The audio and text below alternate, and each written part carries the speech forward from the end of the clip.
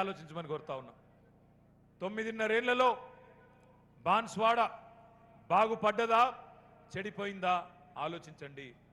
గతంలో పరిస్థితులు ఎట్లుండే ఇయాల ఎట్లున్నాయి ఒక్కసారి గుండె మీద చేసుకొని ఆలోచించండి. పరిస్థితులు అంటే నా ఉద్దేశం వేరే కాదు, కేవలం 3 మౌలికమైన సబ్జెక్టులు. మొదటిది కరెంట్ ఎట్లుండే ఆనాడు తెలంగాణ రాకముందు, ఇయాల ఎట్లున్నది.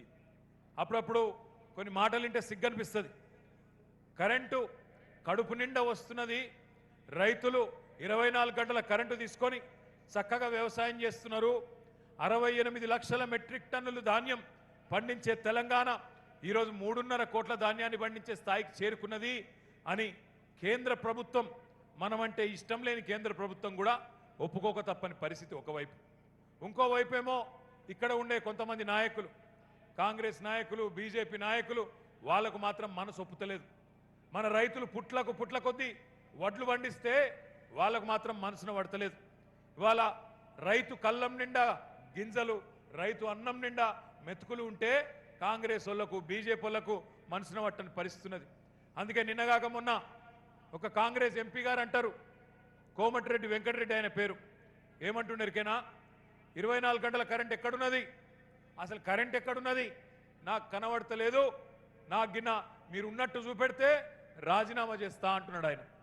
నేను ఆయనకు ఒకటే చెప్తా ఉన్నా, వెంకటరెడ్డి గారు, రేవంత్ రెడ్డి గారు, ఇంకా కాంగ్రెస్ నాయకులారా, బీజేపీ నాయకులారా, కిషన్ రెడ్డి గారు, ఇంకా బీజేపీ నాయకులారా, మీకు అనుమానాలు ఎక్కువ, అనుమాన పక్షులు మీరు, అనుమానాలు ఎక్కువ కాబట్టి నేను మీ అందరికి ఒక బంపర్ ఆఫర్ ఇస్తున్నా. బాన్స్వాడలో మా స్పీకర్ గారికి చెప్పి ఆయన ఆశీర్వాదం తీసుకొని ఒక 30-40 బస్సులు మేమే పెడతాం, మా ఖర్చులతోని మేమే బస్సులు పెడతాం. మంచిగా బస్సులలో బువ్వ కూడా పెడతాం. రాన్రి, ఎంతమంది వస్తారో రాన్రి, 400, 500, 5,000 ఎంతమంది వస్తారో మొత్తం కాంగ్రెస్ బీజేపీ నాయకులు, రాష్ట్రంలో ఉన్న ముఖ్య నాయకులందరూ రాండి. బాన్స్వాడకు వస్తారా, జుక్కల్కి వస్తారా, ఎల్లారెడ్డికి వస్తారా, కామారెడ్డికి వస్తారా, ఎక్కడికి వస్తారో రండి. ఏ టైంకి వస్తారో రాన్రి, ఏ ఊరికి వస్తారో రండి. వచ్చి ఒక పని చేయండి, వరుసగా లైన్ కట్టి బ్రహ్మాండంగా నిలబడండి. నిలబడి కరెంటు తీగలను గట్టిగా పట్టుకోండి, కరెంటు వైర్లను. కరెంటు వస్తుందో వస్తలేదో తెలుస్తుంది మీకే.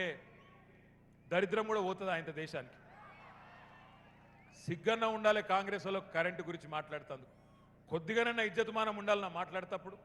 ఏమనుకుంటారో జనం, రైతులు ఏమనుకుంటారో, గిన్నె అబద్ధాలు చెప్తే నోట్లో ఉంచుతారు అనిపించదా? గింత సిగ్గు లేకుండా మాట్లాడతారా? ఏమంటారు వాళ్ళు? ఎక్కడిది కరెంటు? కరెంట్ ఎక్కడిదా? 2014 పూర్వం ఎట్లుండే కరెంటు పరిస్థితి ఇక్కడ ఉన్న రైతులు ఆలోచన చేయాలి.